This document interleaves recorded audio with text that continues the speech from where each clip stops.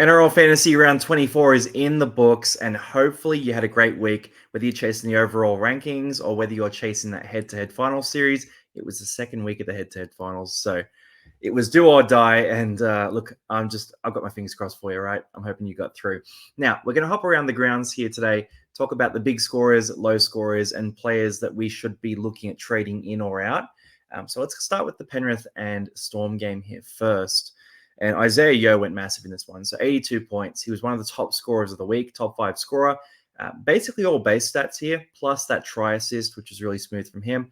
Look, Isaiah Yeo is a guy who now with Nathan Cleary out hurt, he should be a good captain option for the run home. Lindsay Smith, he stepped into the role that we thought Liam Henry might get. So I'm feeling validated in saying Liam Henry was going to be a good option. But yeah, Lindsay Smith, he took that role and he pumped out 77 points. Again, top 10 scorer this week, top 5 scorer actually. So massive game from him. Eli Katoa came back, grabbed 2 tries in this one. Otherwise, a pretty underwhelming fantasy game, but the 2 tries, you can absolutely live with that. Jerome Hughes, 60 points, went massive as well. Only the try assist with the line break there too. So not a big attacking stat game from Jerome Hughes against Penrith, but hey, 60 points, we'll take that every day. And going down the list here, guys like Meaney and Edwards were solid in this one. Luai, decent. Cleary we'll talk about here too. So Cleary picked up a bit of a shoulder injury. Looks like he'll be back for week 1 of the finals, which means he won't play the remaining 3 rounds for fantasy. So if you do have a trade left, he is definitely a sell. We're going to talk about options on that later this week as well. All right, Harry Grant next, 48 points. Again, not that great. Casey McLean with a solid one, 47 points. And then down the list here, Mav Gaia. I wouldn't say Mav Gaia is going to hold that spot. So keep an eye on Liam Martin coming back this week. And the fact that Liam Henry can come into the starting side as well. And, you know, you've got a few other guys there who can step in too. Cam Munster, 37 points. Again, not massive. Tungo, 36. And then rolling down the list here, let's see, is there anyone else we want to talk about? No one else really down the list that we're going to talk about here. No one's super relevant for fantasy that you're probably starting this week. So we'll keep rolling through. All right, Manly versus the Warriors next.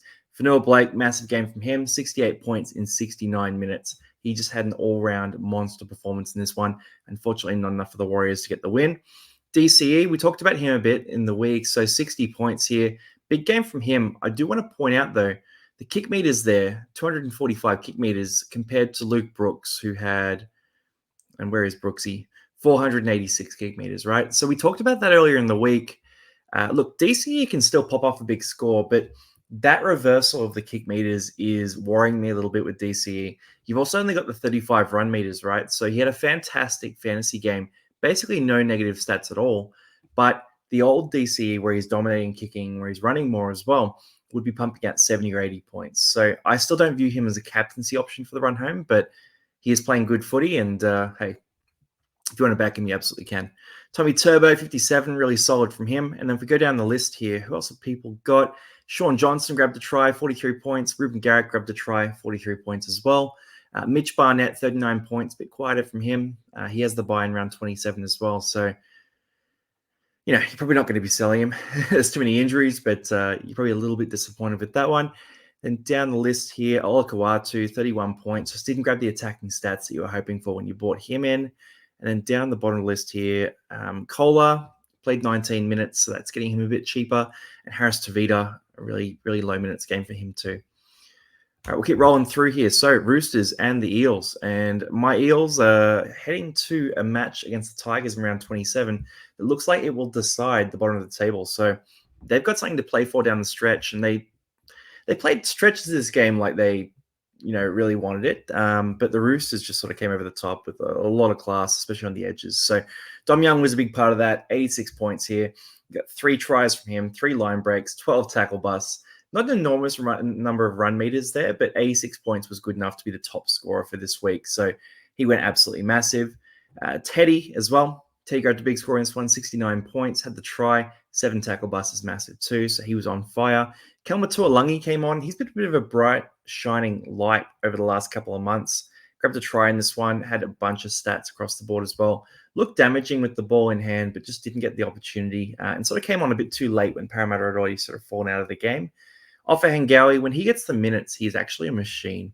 So all the fantasy players are going to remember the days when Offa Hangawi was at the Tigers and he was playing that 60-minute role at lock and pumping out massive scores.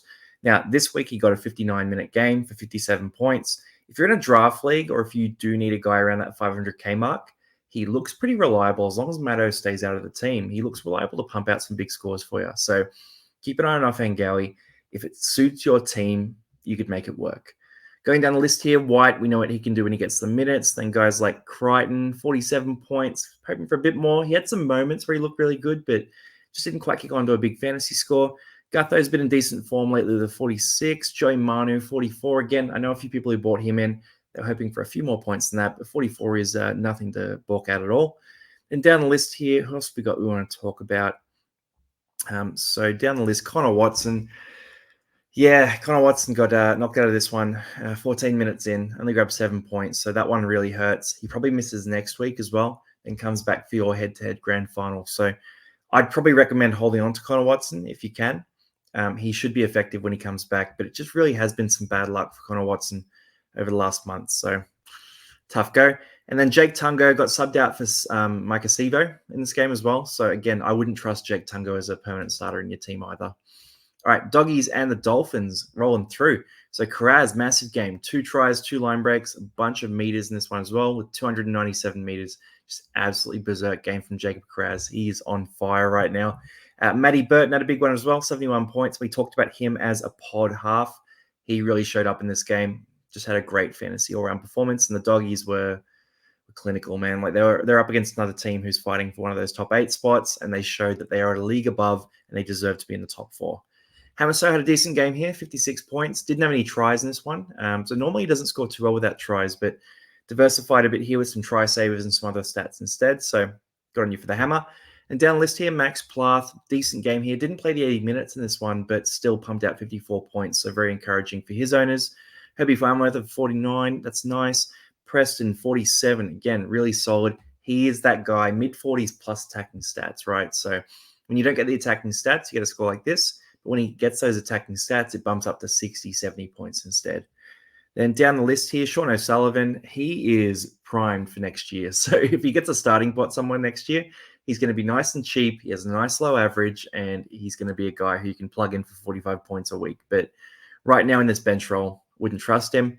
Down the list here, Curran, quite a game from him as well. And then who else we got? Reed Marnie, again, played 71 minutes, quite a game from him.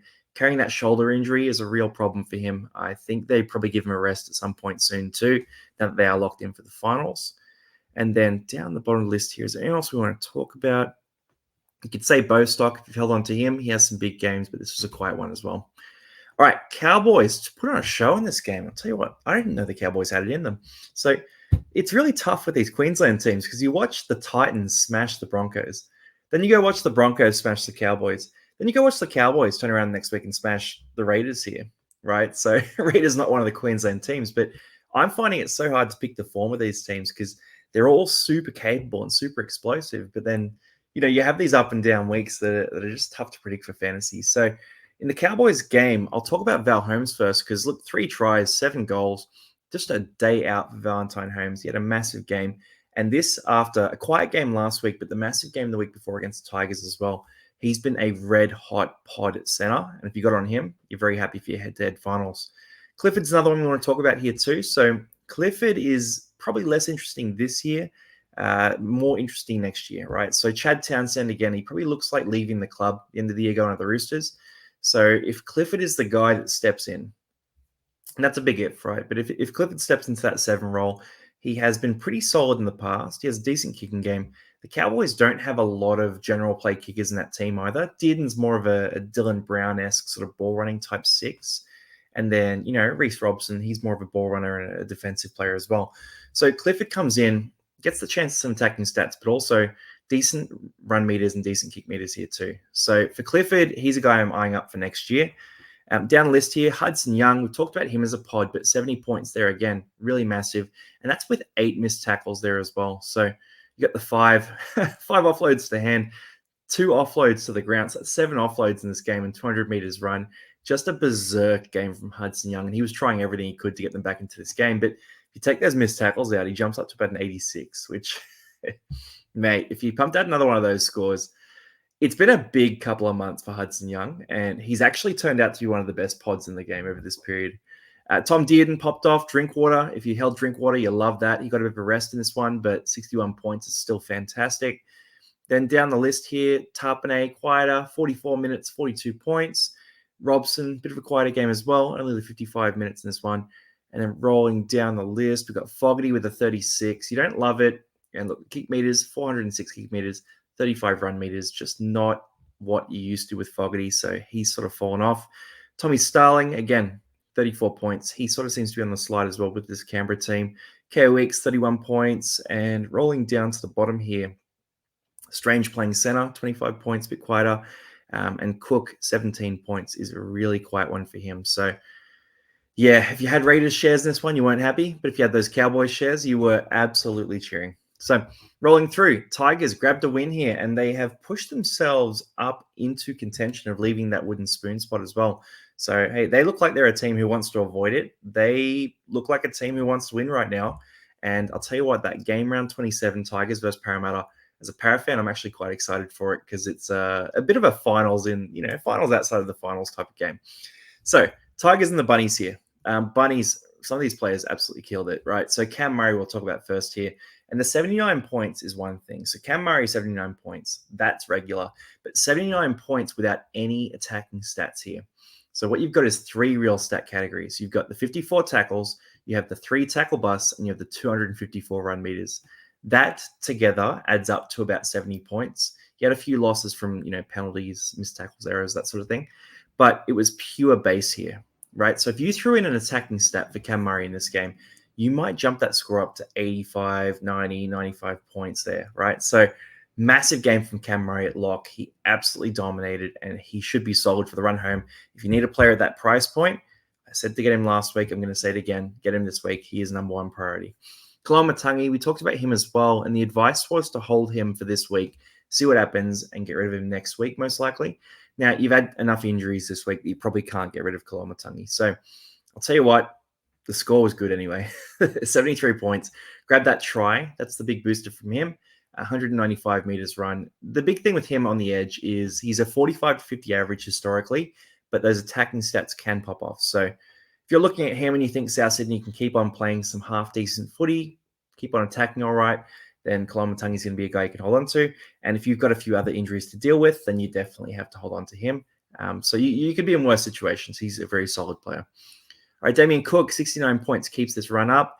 Lockie Galvin, 60 points. And there was a bit of talk from Benji in the post-game presser where he was talking about how he would have loved to have rested Galvin at different times, but he needs Galvin for the wins. So speaks to how important Galvin is for this team, but also speaks to the fact that, he's probably running on fumes a little bit, but I think they do want to miss out on that wooden spoon, right? So I think Galvin will play right up to the end. I'm changing my position on that. I thought they might give him a rest, but it seems they're really invested in fighting hard right to the end of the season. Jai Gray here as well. So massive game from him. Grabbed the try. He was the lone try scorer for quite a while in this game for South Sydney. 58 points. He has been an absolute blessing for our fantasy sides. And then going down the list here, we talked about Duncan as a pod option off the waivers there. 55 points. Had a massive game here too. Rolling down the list here, Mason grabbed 47 points. Got him as a cash out. You're pretty happy with that. Jack Whiten, 43 points. No attacking stats. So again, you can live with 43 with no attacking stats. Then going down the list here, Fletcher Myers, 39 points. You can live with that too. And down the bottom, there are a few guys I want to talk about here. The big one there is Samuel Afinu. So 16 points from him. You've got the 8 missed tackles. Not a lot of attacking plays here. Not a lot of run meters. Just a quiet game. Look, it's a tough one when you're in the edge back row spot. Just didn't break his way. And I think the big score for some of these South Sydney forwards was reflected in the lower scores for some of these Tigers forwards. So Fine is one of them. Coruscant's another. 10 points for Coruscant. You've got the 12 missed tackles, 2 errors, and you had a couple of other negatives there as well. So it's a tough one for Coruscant owners, but you'd hope he's back next week and sort of bouncing back. It's really tough one to swallow and hard one to pick, right? Because they did win this game, but just didn't break Coruscant's way. All right, rolling through to Dragons and the Titans. And again, bit of a cracker. Dragons and the Titans, you sort of thought the Titans would be really up for this and sort of start hot. But it was the Dragons who took off early, were red hot to start this game. The Titans were fought back a bit, and they looked like they were sort of mounting a comeback down the stretch. But Dragons staved it off, and they just look like a team who wants to play in the finals right now. So for the Dragons here, 3 top scorers of the game. You got Ben Hunt, Jacob Little, and Zach Lomax.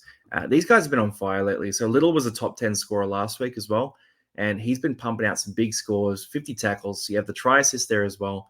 You've got 112 run meters. Jacob Little's one of the form hookers of the comp.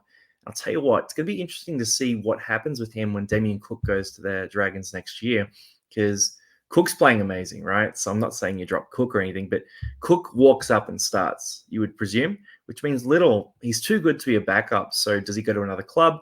Do my Parramatta Eels, for example, make a play at him? That's kind of what I'm hoping for. Or does he end up at another club instead? So interesting to see what happens with him. Zach Lomax obviously heading to Para next year, but right now he's dominating for the Dragons too, and they're on that finals run right now. So he's killing it. You got all these offloads, right? So 5 offloads in this game, 200 meters run. You have the try too, 61 points, pumps out a massive score. And then Ben Hunt, came out and put on a show in this game across the board. The kick meters there, 700 kick meters, just enormous from Ben Hunt. Going on the list here, we've got Jaden Campbell and Keanu Keeney, who I want to talk about together here. So a couple of young, dynamic players for the Titans, and they've just been killing it, right? So you got 344 meters run for Keeney. Just an incredible game from him. He was super dynamic, and from the very start, even when they were struggling, he made that line break to set up a try, and he was throwing everything at it. Now, Jaden Campbell had more of a consistent game across the game, was solid throughout, grabbed the try, had a few nice, exciting plays, but unfortunately, the Titans just couldn't put it together in this one. Then we got Randall and Fafita, very solid scores from them. Jaden Sewer, really solid as well. And down the list here, who have we got that's fantasy relevant? I mean, it's cool to see Jolliffe bouncing back to his early season form. Jack DeBellin copped a sin bin in this one. Really quiet game from him outside of that. And then down the bottom here, probably no one you're going to talk about too much. I mean, AJ Brimson, he's going to get nice and cheap for next year, assuming he gets a spot in the spine back. But so tough with so many talented players in this Titans side. All right, so that is us jumping through to the last game. Mislead there. So, Sharkies and the Knights. All right, Cam McInnes, big game from him. We talked about McInnes at hooker being a tackle machine. 58 tackles in this one. He had 125 run meters. He is a beast. And when he gets that 80 minutes, he's just unstoppable for fantasy. The only down on him is that he never gets the 80 minutes. So if you had him, enjoy it this week. I wouldn't expect it again next week. But hey, if it happens, that's just icing on the cake, right? Oregon Kaufusi, he was a guy who pumped up some big form earlier in the season, and he pumped out a 71-point game here as well. So if you had him, again, you probably got rid of him by this point. I wouldn't be overreacting to the score. I would rather someone like Joe Offengawi, for example, at that price point if I was going to make that move. Pierce Paul, the owners have been repaid here with 66 points. Grabbed a try as well. He hasn't seen many tries this year, so it was good to see him grab one there. Nakora, 61 points, another try scorer here too, so big game from him. Dan Atkinson, if you grabbed him as a wing fullback a few weeks ago, you've been enjoying some big scores, and this one he grabbed 60 points. That field goal was classy as too. He looked so calm, so collected, and so smooth with that field goal. So I'm a big Dan Atkinson fan. I reckon he's got some real chops on him in terms of a future in the NRL. Then down the list here, Adam Elliott, 58 points, massive game from him. Ramian, Gagai as well. Brayley back to some big form, playing 80 minutes too. Talakai, decent score here. Jack Williams, Marzu. There's a lot of very solid scores in this one. Then Ponga, Ponga, 36 points here. Now, for us Ponga owners, a bit of a quieter game, a bit more disappointing. And the 93 run meters is the really disappointing part of this. So with Kalen Ponga, you're normally expecting that sort of 150 to 200 meters run and those big attacking opportunities, as well as more tackle breaks too. But we got nothing in the tackle break department and very little in the run meters. So it led to a lower score. I'm expecting him to bounce back next week, and I wouldn't panic too much. But at the same time, it is probably changing my position on him that if you don't have him yet and you're looking at buying a wing fullback, he's not a guy I'd be targeting right now. Now, down the bottom list here, we've got a few other guys we want to talk about. So Fletcher Sharp, he's going to be up and down depending on the fixture. So I wouldn't rely on him as a week-to-week starter, but he has some big matchups coming up where he could dominate. And down the bottom of the list here, have we got anything else we want to talk about here? Probably no one too significant. I mean, if you got Phoenix Crossland, you copped a low one there. But outside of that, I think we're all clear. So, guys, that is the round the grounds for this round. So round 24 in the books. Hopefully, your head-to-head finals went well. Look, for this week, I think the big priority here is if you've got guys like Reece Walsh, you're going to have to replace them. You've got Nathan Cleary, you have to replace him. You've got guys like Sorensen, Madison, for example. Keep an eye on those, but they're probably going to be guys you have to move on as well. And just make it work, right? So use those trades and, try and scrap together 17 players. If you do fall below 17, don't get too disheartened. It has been a very tough end of season, so I wouldn't be too broken up by, maybe falling off a bit. I'm looking at my team, for example, and I've copped quite a few injuries recently. So I'm sort of falling off the rankings a little bit right now. And look, it's okay. It happens. But if you're a coach who saved trades and, you played for that strategy instead, then you're absolutely loving it and you are flying up the ranks. So either way, it's just how the cookie crumbles. Don't get too high. Don't get too low. Just enjoy the game and good luck with your finals, guys. I'll see you guys in the next video. Peace out.